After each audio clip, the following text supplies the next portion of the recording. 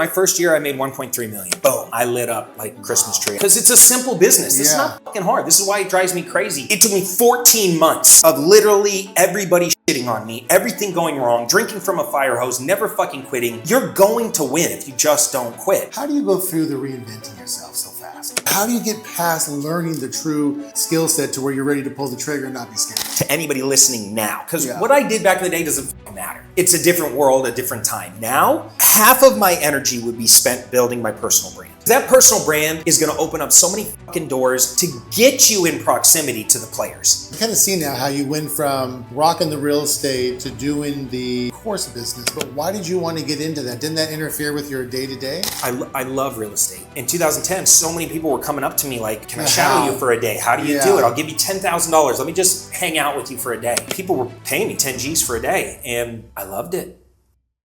How long did it take you to get to the 100,000 a month?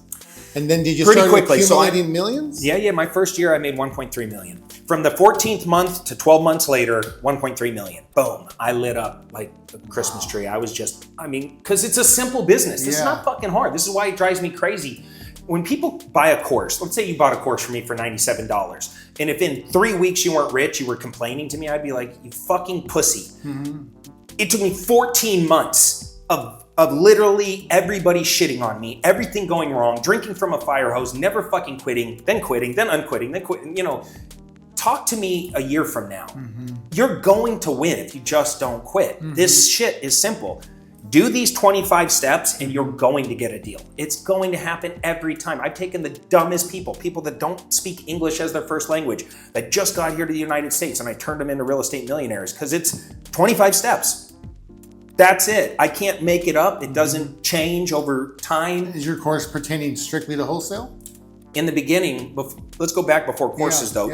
I was just dumb and smart enough that once I cracked the code on the thing that worked, one of the best lessons Lyle ever taught me was to starve the ponies, feed the stallions. In other words, keep the main thing the main thing. And I was like, dude, I'm just gonna be the best in the world at this wholesaling thing. And I became the #1 wholesaler in Arizona. And now I did see things that other people didn't see. I saw emerging technologies. If I was a kid alive today, 20 years old, and I had the power of AI and the ability to do real estate, I was able to merge those two things together, I'd become a millionaire within 12 months for sure. You guys have unfair advantages nowadays. So complaining doesn't do shit. Putting in the work is the only thing that matters, and just don't quit. And so once I got really good at wholesaling, I was like, man, I'm selling all of these deals for $5 grand, $7 grand, $10 grand. Sometimes I get a winner for 20 grand or 30 grand, like my first one, 40 grand, but most of them were pretty small paydays. I just was doing a lot of them. Well, what if I took one down and I rehabbed it? Instead of sold it, I just kept my best ones and I rehabbed it and sold it for a bigger payday. The guy I sold the last house to made $75,000. I made $8. I'm on the wrong side of the equation here. I need to be over there. But then it's like, start learning how to, juggle a new thing or something. It's like, shit, I got to learn how to rehab. And guess what? I had to go backwards before I went forwards, because now I'm trying to rehab and people are stealing my materials and contractors are fucking me and I'm going over budget. People are lying and things take longer and I'm screwing up. I'm over rehabbing. And I went through that learning curve and then I got good at that. And I'm like, you know what? Rehabbing a house is kind of a pain in the ass because you open up a wall and you don't know what you're gonna get. What if I just tore the fucking thing down and I built fresh from the ground up? So I started spec building and I'm like doing one at a time. And by the way, the ability to do this is finding great partners. I would find a great person that was already doing it and I would just be like, okay, I'll bring the deal, I'll help raise the money, tear it down, and you do all the building and I'll watch you. And by 5 or 10 deals, I'll eventually get it. So in the beginning, I had to give up money to Lyle for leveraging his resources. Then when I got into rehabbing, I found a great contractor. I had to give up money to partner with him. Then when I got into building, I found a great developer. And eventually it was like, I'm getting hit with all these huge tax bills because I'm a flipper, right? I'm doing all this transactional shit. And Lyle kept yelling at me like, dude, you're not investing. You call yourself a real estate investor. You're not even an investor, bro. You're a flipper. It's a totally different thing. You could sell widgets. Like it doesn't, houses, this, that. You're just making a lot of income. Good for you. But you're still an idiot and you're still paying a lot of taxes. And I was getting hit with big tax bills, big tax bills. And I was like, okay, what do I do to do that? And he goes, you got to own the real estate because you need to master how to write off using depreciation and all the expenses that they allow you to write off. And I was like, okay. So I started cherry picking out some and keeping them, and I started building a rental portfolio. And in the beginning, it was all single family, and I got up to about 80 houses. And now I'm having cash come in, and it was like mailbox money. And I'm like, this is cool, but it's a business. Tenants, toilets, problems. You were the constantly. management? At first, when I only had a few, I was managing, and then eventually you get a property manager. But at scale, I didn't really love the single family residential owning business. Yeah. And so at the time, a hedge fund came and bought them all off me. And so I got another big chunk. I lost my tax benefits and all that. And I'm like, you know what? I'm going to go up the food chain. I'm going to start owning multifamily and trying to get into the big leagues. Yeah. And so I went and found a multifamily mentor and started down that find? path.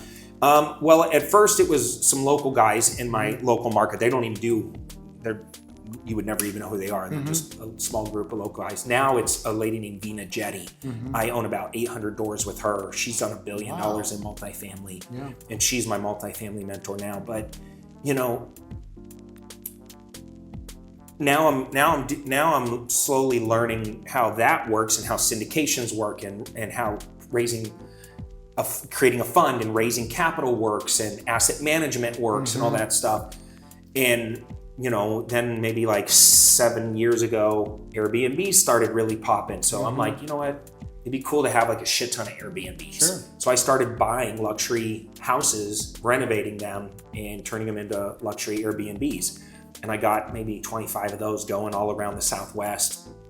And I realized I fucking hate the Airbnb business. I did the same thing. It's crazy. There's parts I like about it, but there's parts I just absolutely hate. And so I've spent the last 2 years unwinding my Airbnb empire. Yeah. So I was like, fuck these things. I still have about 6 left. These are all $3 million homes. But how do you go through the reinventing yourself so fast? Like the going from the wholesale to the single family, the multifamily. A lot of people, they go, gosh, I've read all the real estate books, but I'm just scared to carry. Like, what if I fucking buy the debt and it's shit? Yeah. Like, how do I get the formula, the NOI, the cap rate, but it's all, I'm just paper fucking buying it. But when I have to sign the contract, now I'm in. Holy shit. Yeah. Now, I know the bank's only going to give you the loan if you can prove it's cash flowing.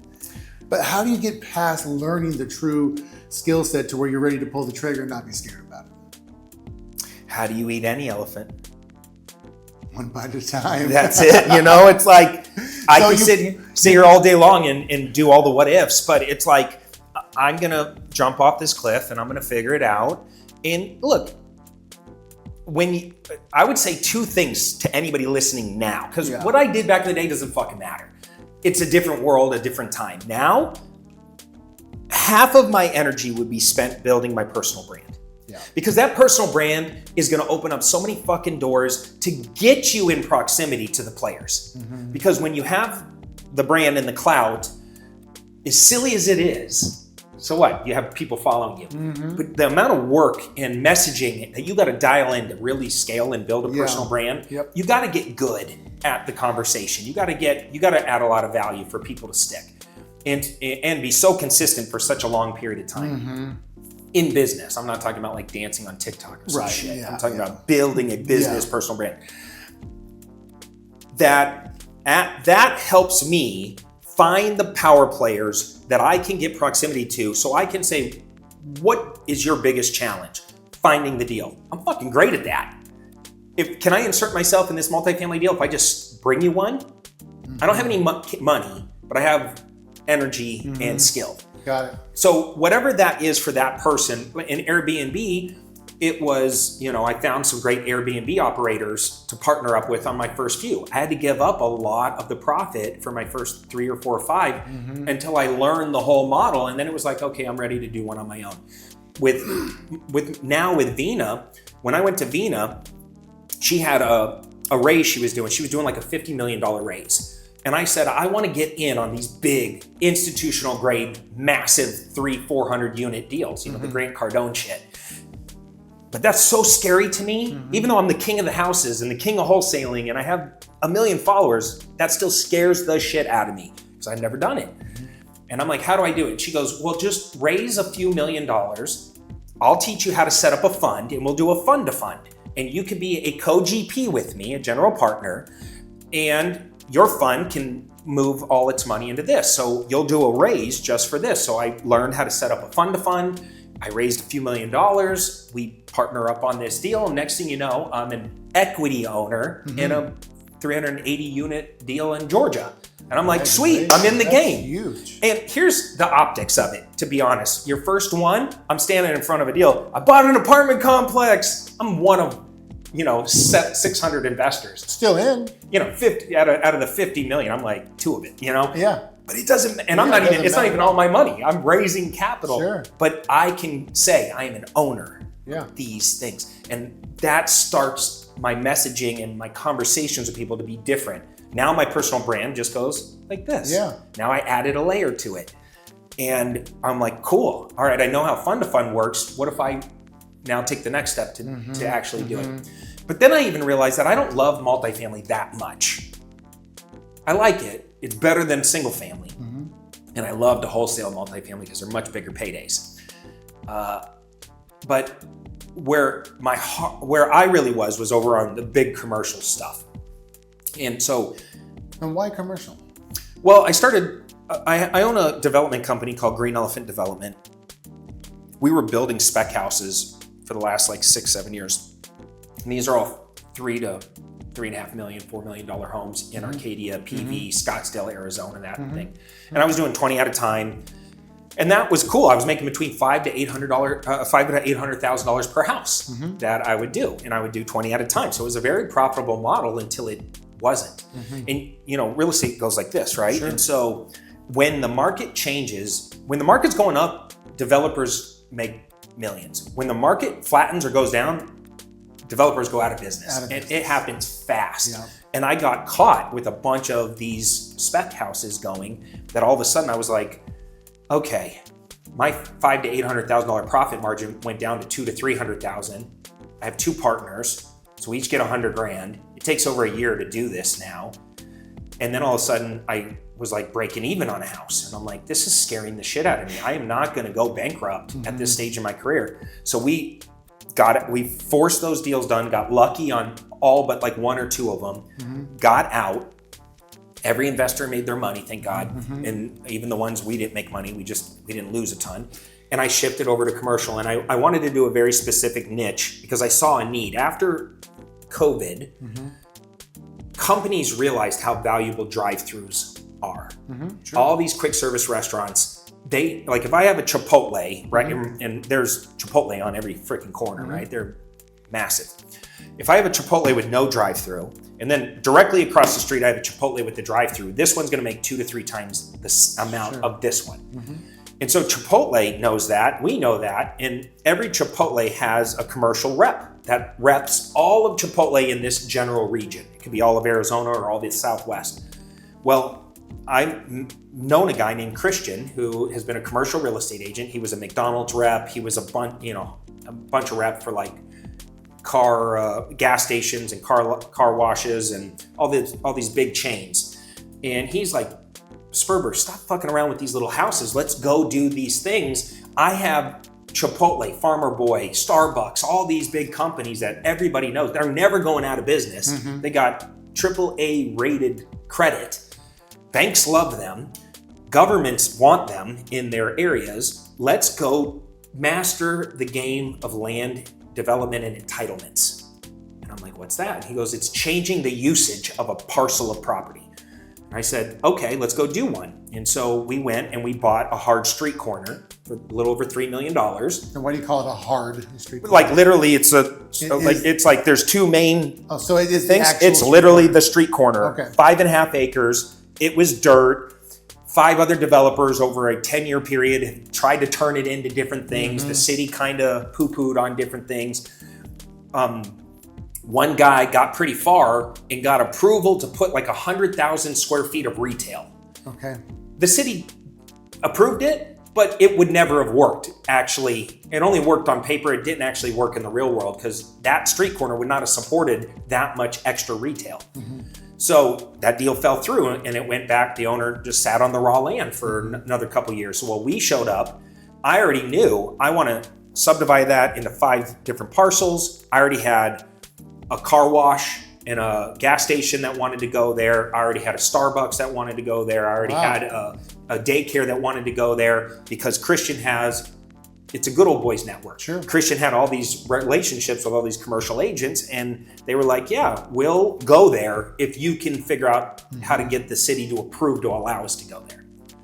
So while we're working this side of the transaction, having all these conversations, we're working with the city saying, would you allow this? Would you be open to this? And they'll do kind of like a preliminary sniff test, sure. You know?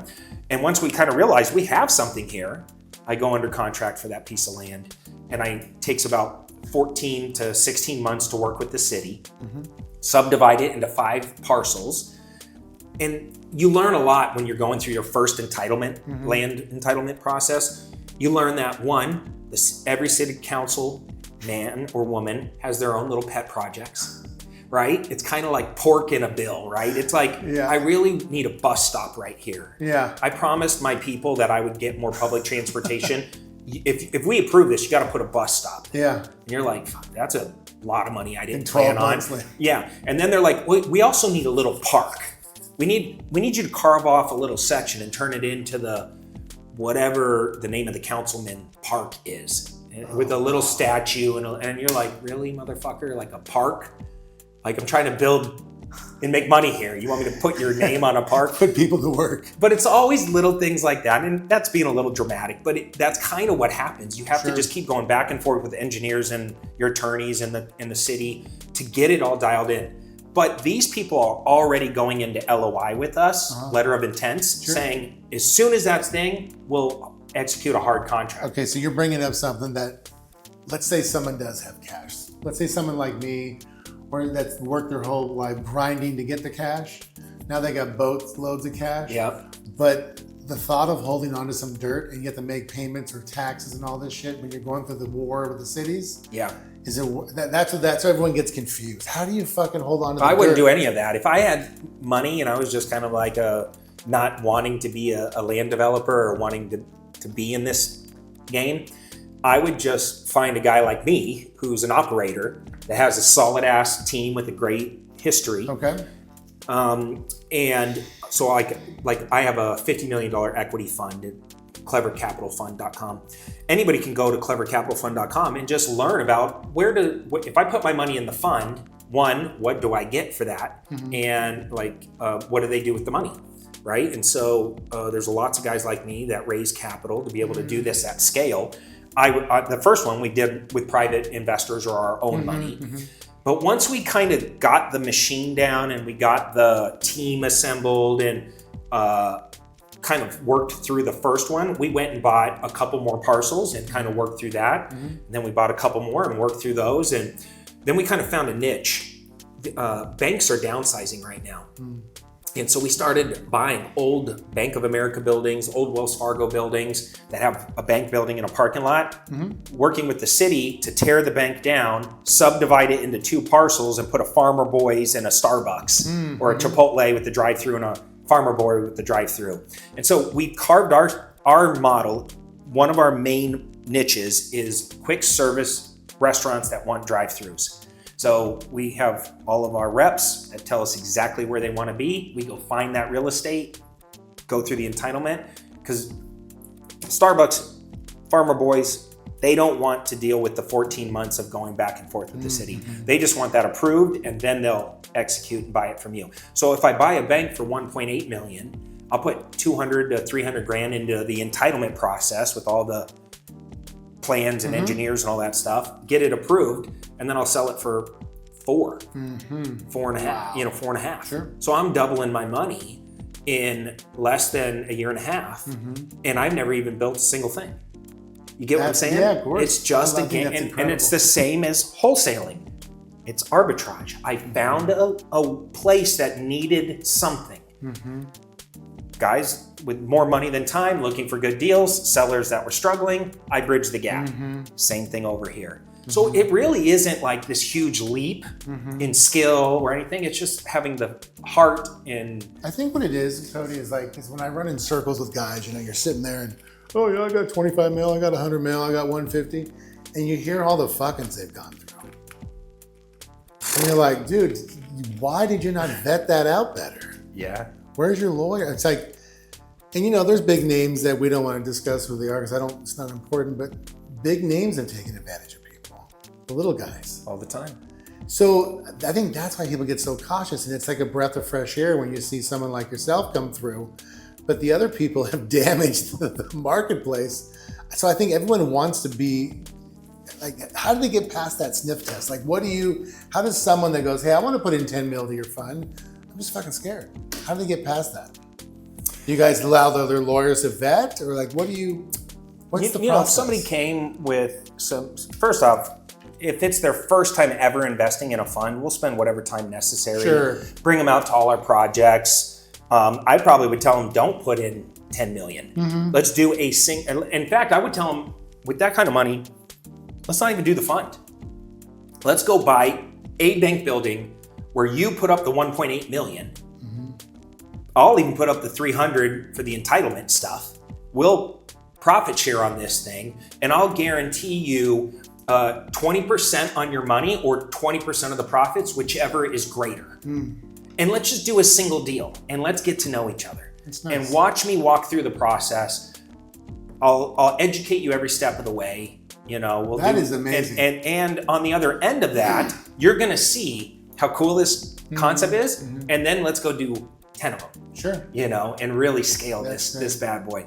And I think a guy or girl that has that kind of capital to go, okay, I'm not going to take on a tremendous. First off, I've never lost an investor $1 ever in my entire career, and I died before that ever happened. I will protect that fucking football at all costs. You know, you could talk to any of my private lenders. I've had it to where I've given them every dollar that came in from the deal except for $1.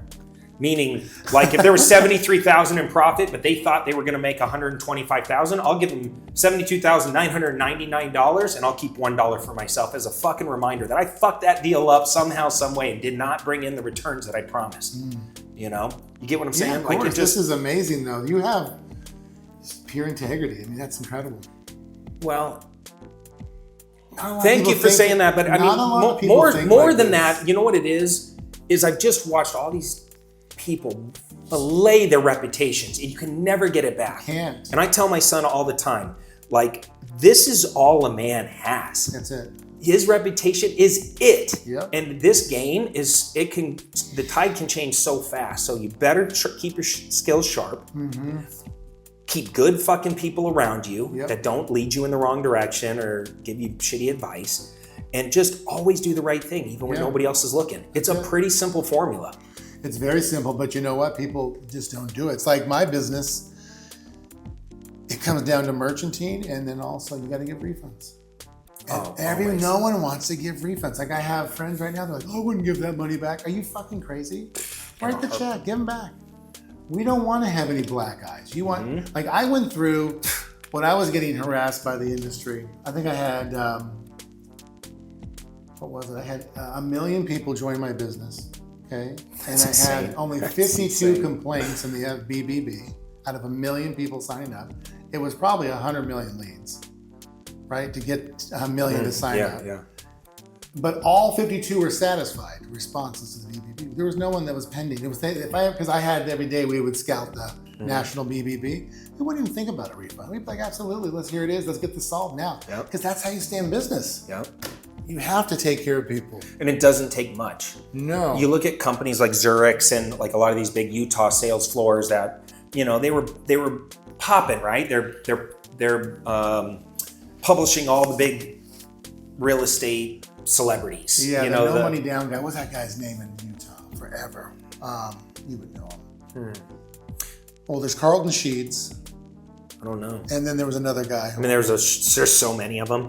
But the point is, they didn't have a lot of complaints, and they got totally taken out of business in a massive way for a very small handful of complaints because they did not refund the people their money. Yeah. You know, so at Clever, we have a 100% refund policy. Like if you complain, it's out the door. Even if I say, hey, there's no refunds on this, you call and you say, this is why, and you start going crazy on me or something, I'm gonna get in your fucking way. I'm not dealing with that.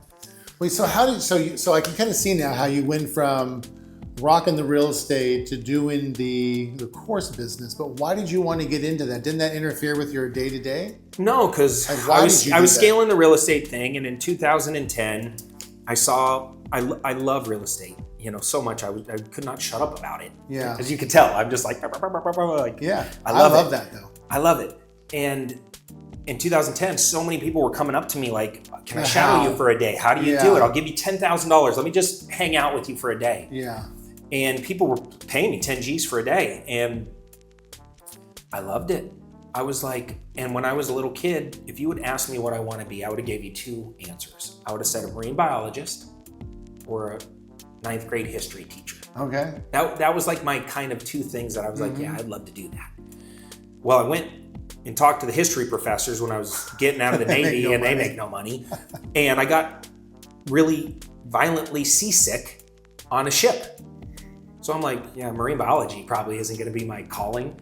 And then real estate hit. So Clever Investor was just kind of born as a side hustle. And I realized how god awful the other teachers were.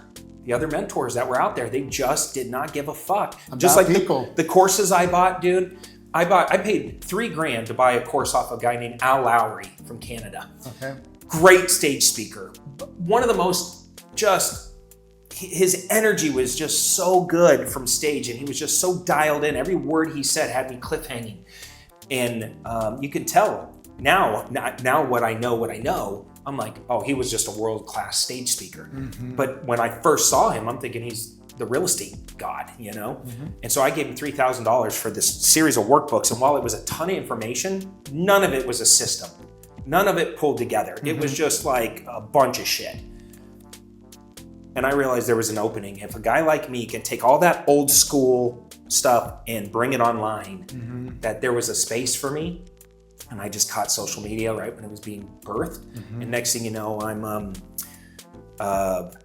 putting out I'm filming myself doing deals and putting out content, and people started to share that content. And next thing you know, I started going viral on Facebook. And how did you get past, like, a lot of people burn out with online marketing with their ads blowing up all the time? How did you get past that? Well, at first I wasn't doing ads. I was just recording myself and posting. And just getting organic. And at first. And then a friend of mine named Kent Clothier, we were part of a mastermind together. And he was I had never even thought about ads, but he was sitting next to me at a mastermind. This is why I love masterminds. I do too. If you've never joined a mastermind, I don't care if it's free or it costs $100,000 to join. If it's ran by the right people and it really collects amazing humans in the niche that you want to learn, do whatever it takes to get in there. Yeah. Because when I'm just doing real estate by myself, Cody in Arizona, I have some connections, but they're like my competitors. We're not really sharing the goods. I go into a mastermind room full of all real estate investors from all over the country. That's all we do is share the goods. And so I'm sitting next to a guy named Kent Clothier, and he was the only guy I knew running Facebook ads back when Facebook ads first started. Wow. And he's like, yeah, man, I'm selling this private money course, and I'm spending $50 a day, and look at how much money I'm making. And I'm like, will you show me how to do that? And he goes, sure. And he opens up a screen record and goes into Facebook, his Facebook ad panel, and just recorded himself. And I'm sitting next to him, and he goes, then you do this, then you go here, and this is how you place the ad, and this is the graphic. And he goes, here. And he gave me the recording. It was like a 35-minute recording. That recording made me $100 million. I couldn't believe it. I said, dude, I owe you everything. That one 30-minute session turned into a $150 million education empire. What was your blend, organic to paid advertising? Well, once I figured out paid, I was like, fuck organic. I'm going all in on paid. Like, if I could just buy my way to this shit and I could get a good return on ad spend, let's go. And your course was how much? Well, I only had one course. It was $97 back then. And what was your cost per acquisition for a 97? Dude, I was getting about an 8 to 9 times ROAS. Okay. So every dollar I spent, I would make back 8 or 9. Okay. So it was that golden era of Facebook ads. I went from spending nothing to spending $4 million a year real fast. Wow. I was gunning and I was everywhere. Well, that's a big upturn. So there's guideline changes. This was back starting in 2012. Okay. 2011, 2012 is when I really started gunning on the ads. And, probably my first year, I probably spent 400 grand. My next year, 2 million. The next year, 4 million. Like, it was like boom, boom, boom. And my business was scaling just as fast with that. And that caused a whole new set of challenges for me, because I went from being a real estate guy doing real estate shit to all of a sudden I'm an education person trying to build an online education company with no idea what the fuck I'm doing. But the money's coming in like crazy. And it was pouring in. And so I'm like, well, throw a person at that, throw a person at that, throw a person. So next thing I know, I got 110 team members, this massive 2-story operation. Wow. It's like the fucking Wolf of Wall Street in there. I'm looking around, I'm like, there's midgets, there's llamas, and I'm just like, this is a shit show. I remember watching it from afar. Oh. You had this big call center. It was insanity. And I had the slick back Italian call center manager, and I would show up and people are fucking slamming margaritas. They're slamming margaritas at 8 a.m. and it was like a band of wild outlaws, and you're like, what the fuck? And you're looking at the board and it's like, we brought in 380,000 today, and you're like, fuck, I'm gonna go to jail. Like this, I have to get my hands wrapped around this now, because like I can't control this many people, because as you start to scale, it's like I can impart all my culture and my way of doing things with you, but then you go hire somebody and it's like a game of telephone. It kind of translates down. Next thing you know, I have no clue. I'm like, who the fuck is this person again? Why do they have purple hair? And what is happening right now? And this is amazing. It was a shit show, but it was a beautiful mess. And it was Tempe, right? Well, I remember that all the Tempe phone rooms back then had the same cookie cutter looking person. Yep. And what is that guy, Don Lepre. Don Lepre. Half of them came out of Don Lepre's phone room, and Don Lepre hung himself in jail. He was in my office a week before he did that. I mean, the whole thing was just a circus. It was such a crazy thing. But I was thank God I had the 100% refund policy. So, and I quickly got my hands wrapped around. We got every phone call recorded. I brought in attorneys for compliance. Like, I clamped down on that shit so fast. Yeah, it was a learning experience. You had to clean it up. And through that process, I started. I'm self-taught marketer. Mm-hmm. I never knew what a funnel was. I didn't know what a VSL was. I didn't know what a webinar was. It was, dude, my first webinars, they weren't even webinars. They were teleconferences. My first ones were me and a buddy sitting there. We would put out through all this emails and social media that was there, all this stuff, and we'd get like 300 to 500 people on a teleconference call, where I'm sitting there drinking fucking beer, talking about real estate, getting blasted drunk, talking real estate. And people were like, I'm talking just how I'm talking to you. I'm telling war stories and all this shit. And people are like, how much is the course? $100? Where do I buy it? And next thing you know, the money's pouring in, right? And then I'm like, well, fuck it. Let's do the same thing on an actual webinar. Let's not break character. Let's just party on a webinar and talk real estate. So if you came on my early webinars, so half the time I'm dressed in like a costume. When lives came out, I had never seen a live before. Periscope came out. I became the #1 real estate person on Periscope. It was huge, Periscope. I had 60,000 followers the first 3 weeks Periscope opened. Wow. And I would go live and there'd be like 12,000 people watching me. And I'm like, okay, guys, I'm going to go do an eviction. I'm posting an eviction notice on one of my tenants' houses.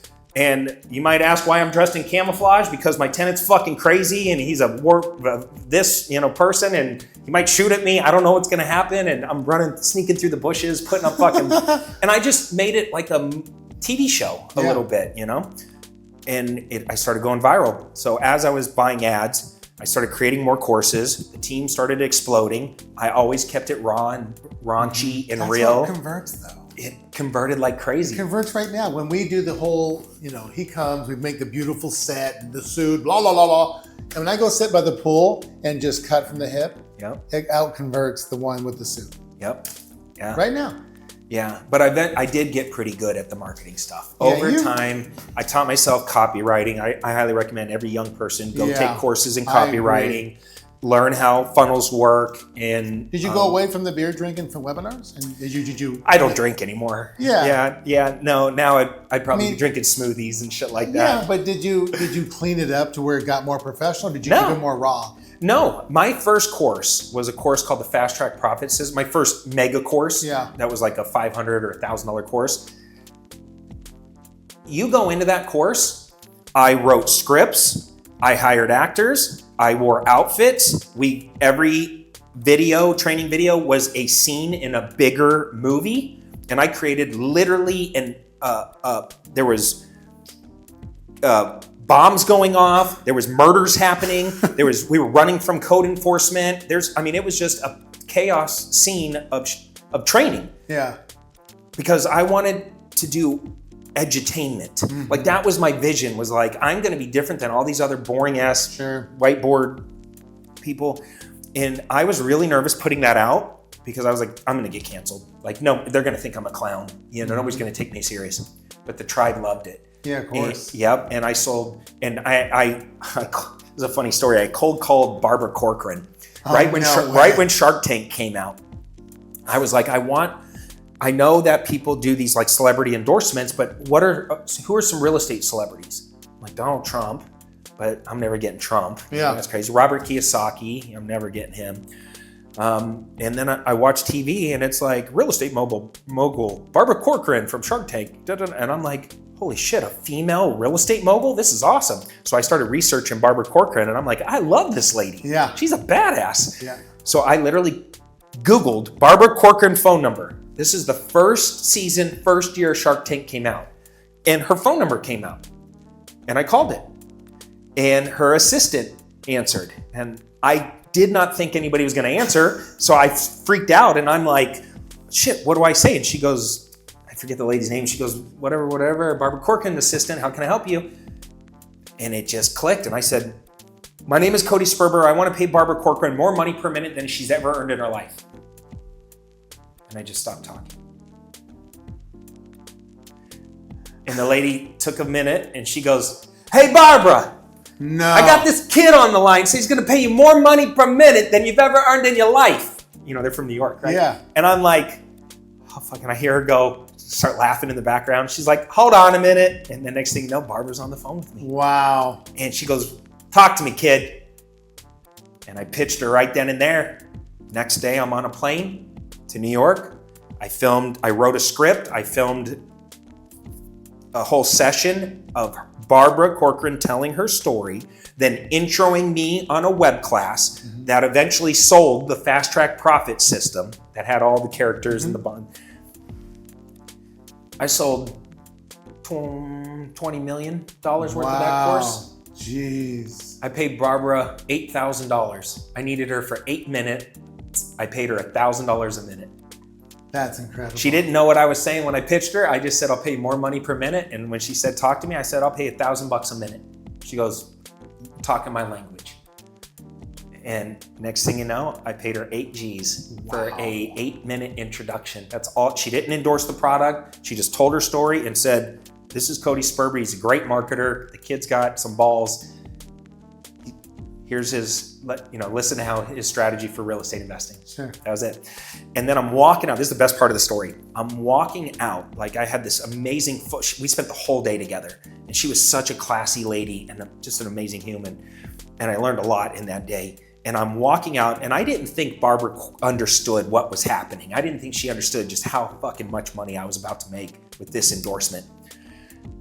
And And I'm walking out. She goes, "Hey, kid, come back here." And I turn around, and she has her book. It's like Shark Tales, I think is the name of the book. And she wrote something on the cover, and she handed it to me, and she goes, "Don't look at that until you get back on the plane." So I get on the plane, I forgot about the book, and I'm like halfway back home, and I'm like, "Oh, the book." And I dig it out, and I open it up, and it says, "To Cody, hustler extraordinaire, you have a unique knack of getting millions of dollars worth of marketing for just a few pennies. You're gonna be a huge, kid. Keep it up." Wow. She fucking knew. She saw it. Wow. And she allowed it to happen. That's how cool that lady is. Wow. And did you guys ever talk again? oh yeah. About 2 years later, now I'm making $20 million a year selling this course. That's crazy. 2 years later, she calls me, or her assistant calls me, and then she goes, "I'm gonna patch Barbara in." And Barbara goes, "Cody, I gotta ask you to stop." And I said, What's going on? Talk to me." And she goes, "My office is bombarded every fucking day. I get 10 to 30 people calling or showing up at my office, trying to buy your fast track course, thinking that I'm in it with you somehow, some way, because you are running." I was spending at that time $4 million a year on ads, all to the webinar. Yeah. And she goes, "I know that you don't have to take it down. I know that you can tell me no, but I would really appreciate it if you can shut this fucking noise off and people will stop coming." I said, "Barbara, I love you so much. I'll shut it off right now. Cold turkey, I shut the machine off." Because I respected her so much, and I was so grateful for what she did, because that taught me the power of celebrity endorsements.